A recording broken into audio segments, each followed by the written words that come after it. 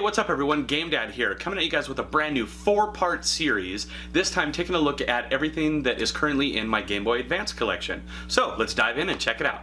Here we have Advance Wars 2 Black Hole Rising, released by Nintendo in 2003, and in games like this, I always kind of go back to that example of an XCOM style kind of game. So it's turn-based, and you have to cover different parts of ground, things like that, and you do troop movements and everything to get all of your different pieces where you want them. That way you can strategically take on your enemy and win your different battles.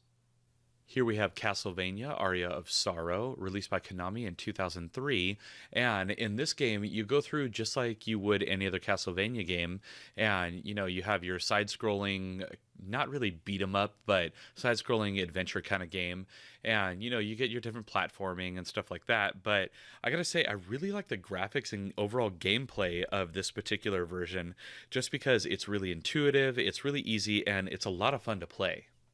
Up next is Castlevania Circle of the Moon, released by Konami in 2001, and this one, I really liked the different mechanics that they had in this game, because it really spoke to, that craving for a Castlevania game that you get anytime you play any of those original ones from like the NES days or anything like that. And the game just really scratches that itch. I mean, it has all the elements that you would expect, all of the different enemies, the difficulty level that you expect from a Castlevania game, and the gameplay overall is just super smooth. Now here we have Castlevania Harmony of Dissonance, and this was released by Konami in 2002, and this kind of coincides with, the overarching kind of, not really story, but the overarching theme that the other two Castlevania games in this video had. So as you can see, the graphics are very similar, gameplay is practically identical, but this one, it added some unique different gameplay elements and some different game mechanics to really take this game to a different level. Up next, we got a 3-pack, and that is Connect 4, Perfection, and Trouble, released by DSI Games in 2005. And this is exactly what you would expect. It is classic board games put into video game form and thrown into a 3-pack on a Game Boy Advance cartridge. So, I mean, right here, I just show a little bit of gameplay of Connect 4 going on. And, I mean, yeah, that's really all there is. It's just some board games in a digital video game form. I mean, it's entertaining if you have nothing else to do and you just want to pick up and play a little Connect 4 action.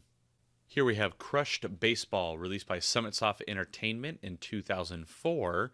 And this game is fun because it kind of takes a regular baseball game and just adds some, more exciting elements to it. I mean, you can tell from the cover art going down there in the corner that it's not going to be, your everyday average kind of baseball game. And what was really cool, as you can see in this gameplay footage, is they really went for that 3D aesthetic with the stadium. So, I mean, it was really cool to see this on a handheld and see what it was really capable of. Now here we have Dragon Ball Z, The Legacy of Goku, released by Atari in 2002. And honestly, this is probably one of like my top 3 favorite Game Boy Advance games. I don't know what it is about this. I mean, I am a fan of Dragon Ball Z, and I have a few of the old seasons on DVD and stuff like that, but I was never a super like diehard DBZ fan. But this game, I mean, it was fun, it's quirky, it's cute and unique, and it just plays so well. I really enjoy playing through this game. Now, here we have its sequel, that is Dragon Ball Z, The Legacy of Goku 2, released by Atari in 2003, and this is just a straight-up continuation of the first one. They did improve on some gaming mechanics, they improved on the graphics, things like that, and they added some new ways of playing, including some 3D elements to the game, so all of that made the game just that much better, and I gotta say, I mean, it was just as fun as playing the original Legacy of Goku game, and this just gave you even more to that whole universe to be able to enjoy. Up next, we have Driver 2 Advance, released by Atari in 2002. Now, with those DBZ games, those games were awesome, very well made and everything.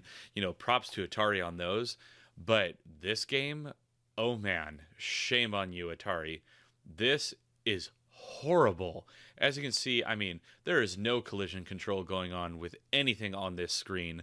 I mean, it's cool that they tried to go for this super ultra 3D on a Game Boy Advance, but as you can tell, they did not do a good job of it, and the controls are even worse than the graphics, if you can even fathom that.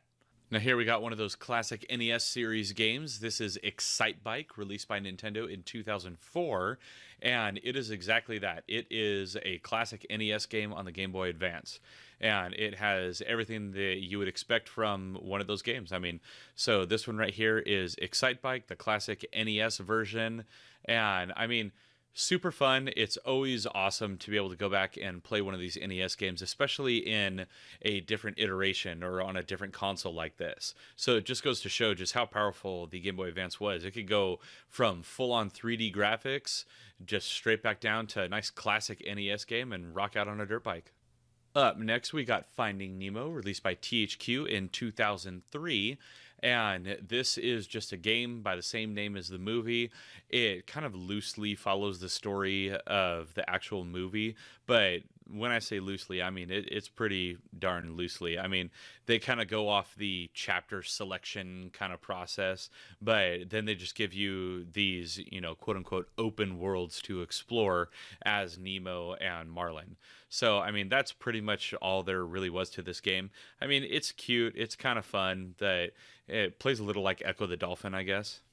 Now here we have Frogger's Adventures, Temple of the Frog, released by Konami in 2001, and this takes what you would normally expect from a Frogger game and kind of adds some new elements to it. So you still have to do some of, you know, the hopping mechanics to get over different areas and work your way through the levels, but then it also has more of this like overworld and exploratory kind of aspect to it. So I mean, kind of a fun, different take on a Frogger game, since you know, there isn't really much you can change in a Frogger game. So instead of changing, they just added a bunch of new stuff. Up next is Happy Feet, released by Warner Bros. In 2006. And again, you know, this another movie adaptation to a video game, and again, it didn't really have much to do with the game. As you can see, this is actually the French version of the game. I did not even realize that I had the French version of the game until I plugged it in to capture footage for this, because everything about this game was all in English. So that was kind of a fun surprise, and you can see here as I kind of stumble my way through trying to figure out what the French says. Now here's a game I know everyone can be excited about. That is Horse Adventures Blue Ribbon Race, released by VU Games in 2003. We got another Barbie game. Now, I have to admit though, the game actually controls really well. It's super responsive. I mean, the game is slow. It is so slow paced. And I mean, you can see it just kind of chugging along in the footage. But you know what? When I press a button, it does what I want it to do, and it does it right away. And you can't really, you know, fault a Barbie game for when it has really good controls. Up next, we got Hot Wheels All Out, released by DSI Games in 2006.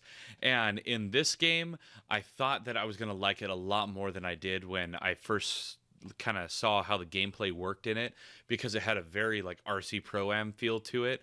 But, oh man, are the controls just so awful in this game. I mean, they are not sensitive when you need them to be, and they are way oversensitive when you don't want them to be.